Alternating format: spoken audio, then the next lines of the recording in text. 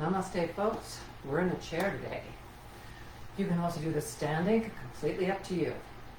So find your stacked up bones and scan sensations. How's your breath going?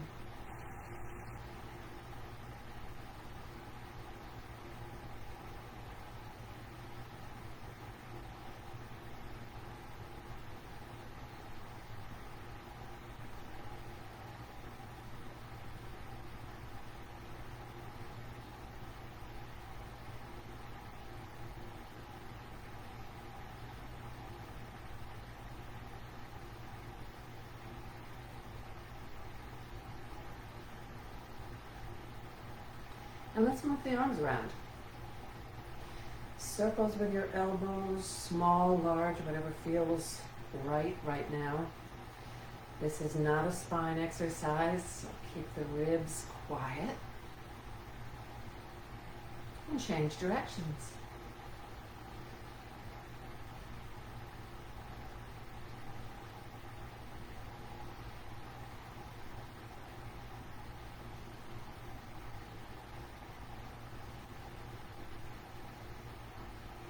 And let it go, observe again.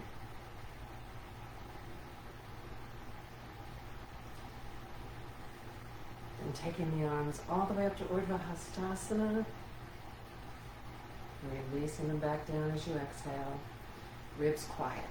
If you have a straight backed chair where you can put your ribs back against the chair without distorting the stacked up bones, you can use that as feedback. Next time we're going to stay.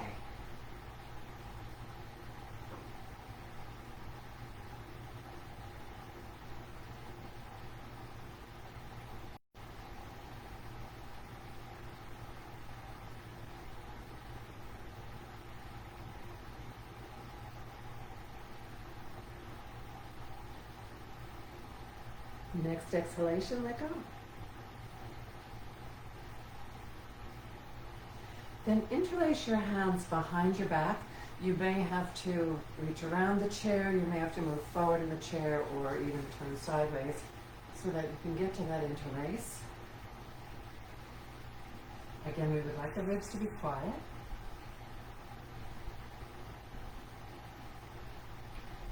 Rotating the arms toward the small finger side of the hand. Shoulder blades coming together. We're opening the chest here. And perhaps into the upper arm.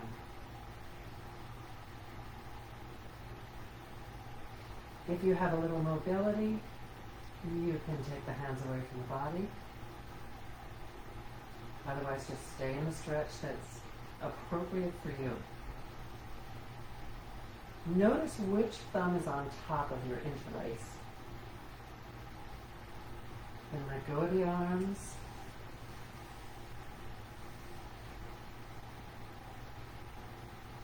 We're doing it again, this time with the other thumb on top of the stack.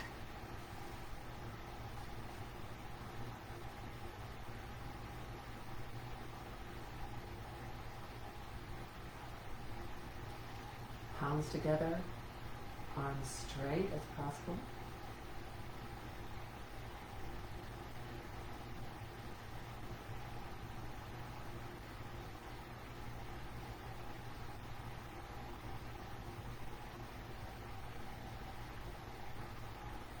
Again, moving the hands away from the body. If you have the mobility, if your chest collapsed, you do not have the mobility yet.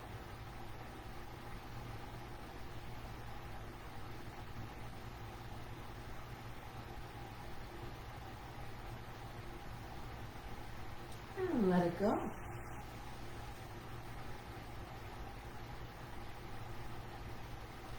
If possible, you're going to be sitting toward the front of your chair. We're going to move into Prasarita Padottanasana. Parshva Padasana. If I just scared some of you, you don't have to be scared. Parshva Padasana. So we're turning slightly on the chair. I'm turning toward my right. If you would prefer to turn towards your left, go for it. What we want are wide legs where both of the feet are turning roughly in the same direction. So our hips are turned, we're sideways, hence the Parshva. And then a gentle twist in the ribs. The arms reach side to side. And then your head is going to turn in the same direction that your feet are turned.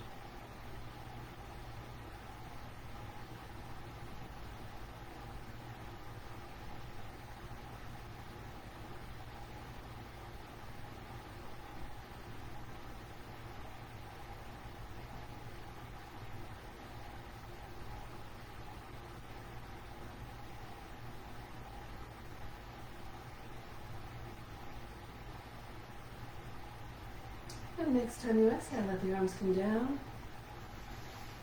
Bring yourself back to center to observe. And then turn in the direction you didn't do yet. So on the front of a chair or a chair with our arms makes it possible for your legs to go wider. If your wide legs look like this, that's okay. So if we can get those feet turned diagonally in a similar direction to the hips, so that we then have a twist for the ribs, arms up, head in the same direction as feet.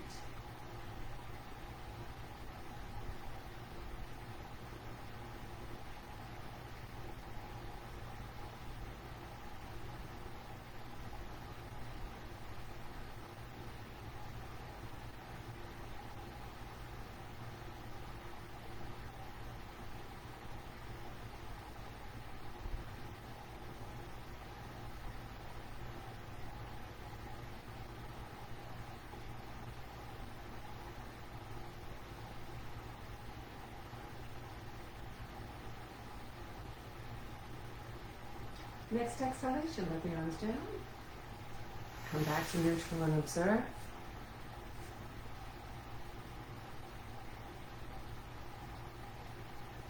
And we're going to cross ankles for a seated version of Sukhasana without having to get down on the floor. If you have a second chair, you can use that. You can also keep your feet on the floor. I'm going to elect to use a low bolster. I've crossed my left ankle in front, which is not mirroring you.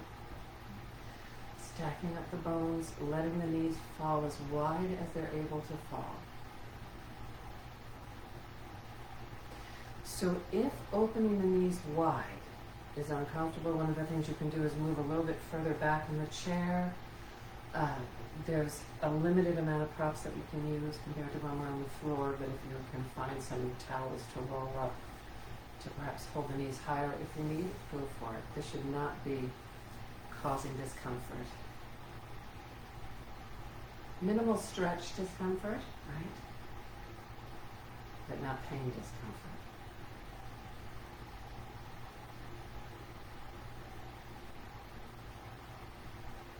While you're there, tapping lightly with your fingertips, starting in the forehead. Very light on the temples, very light. Under the eyes also, very light. Up and down the nose, very light. You can get vigorous again on the cheeks. And on the upper lip. And across the chin and jaw. And then go under the jaw, under the chin, to tap up and down the neck. Stay to the side of those tubes at the front of your throat. You can go very, very lightly over the throat itself. And then let your hands relax and change the crossing. If you need legs in neutral for a moment, yes, absolutely.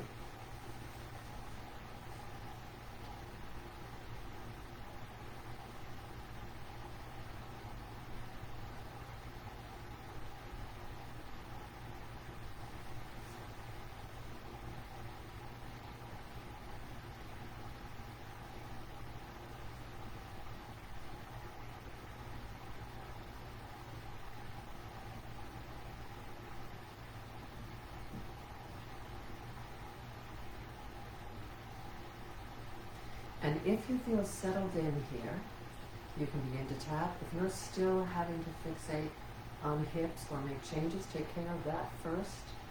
If your spine has come unstacked, take care of that first. Then you can go to tapping again.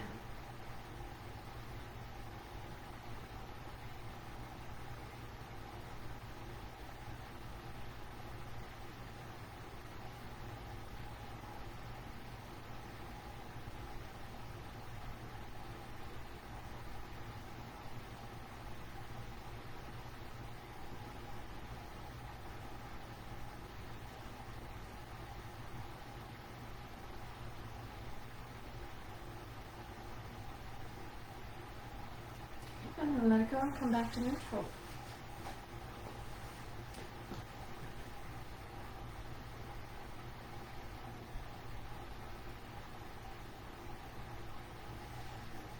You can sit forward in the chair again, because we're going to turn, and see if you can arrange your feet so that you're on the tops of your feet. For some of you, that's going to be horribly uncomfortable, in which case, just stay in this gentle turn position. If your chair doesn't allow you to turn, you can put your feet over to the side. I'm going to use that configuration right now. Sit so that you feel very solid in the chair. Lengthen the spine. We're going to do a twist for Ardhajasana. We're turning away from the direction of the feet.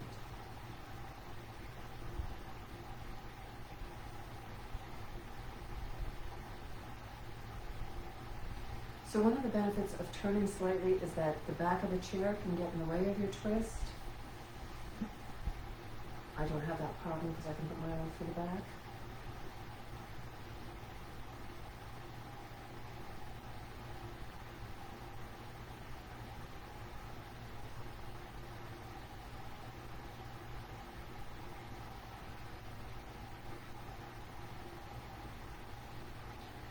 Next exhalation, unwind your twist. Come back to the center to observe. And then set yourself up on the other side. Again, either you are turning, optionally moving your feet, or you're staying centered on your chair, moving your feet off to the side. If worse comes to worse, and none of those sideways feet positions are comfortable for you, keep the legs in neutral, you can twist from there.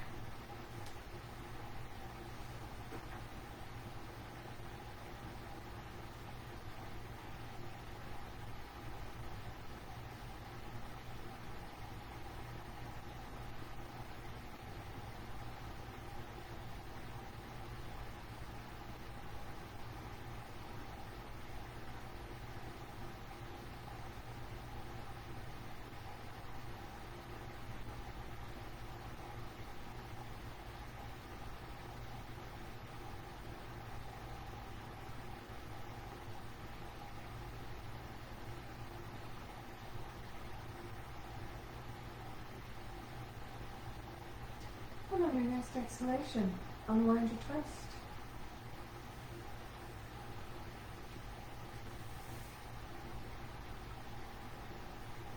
So last thing, we're going to gently stretch the lower back. This is most effective if you can sit forward in the chair and then gently lean back, extending your legs to the floor. Your toes may not touch the floor when you do that. We're okay with either.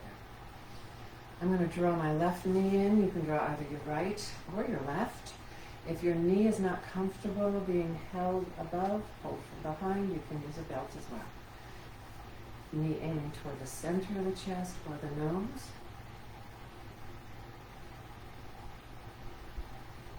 Then on your next exhalation, draw your chest towards your knee towards your chest.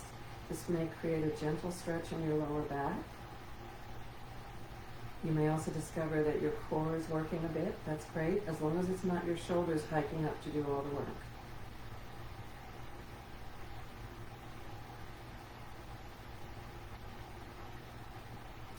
Reach the leg that's not being held in the hand, as if you're trying to reach it further along the floor. And then next time you exhale, let go, lean back against the chair. Come back into a neutral central position. And then the same thing on the other side.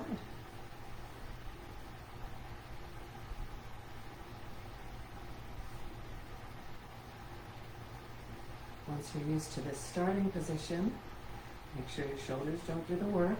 Let the lower core draw the chest toward the knee toward the chest. Breathe and reach the other leg.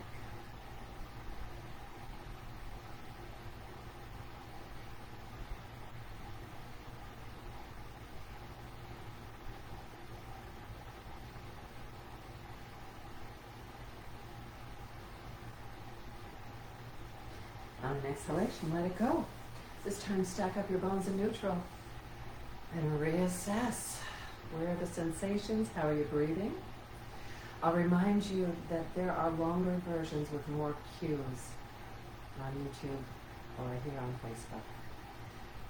Either stay and do your seated relaxation, Shavasana, or go about your day. Good job doing something for yourself.